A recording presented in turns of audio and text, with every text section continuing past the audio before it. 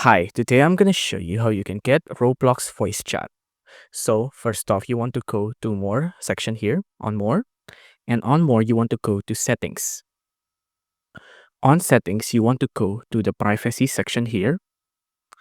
On privacy, wait for it to load. Now you want to go to the communication centers here. On communication, you want to go to voice chat.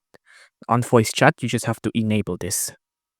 Like that, save successfully, and now your voice chat is enabled. Although you might not see this option here on Roblox until you verify your identity.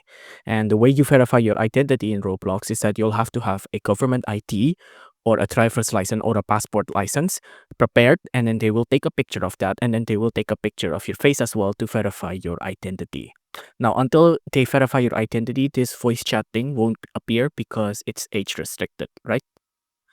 But once you verified your identity, this option will appear and you will be able to turn it on just like this.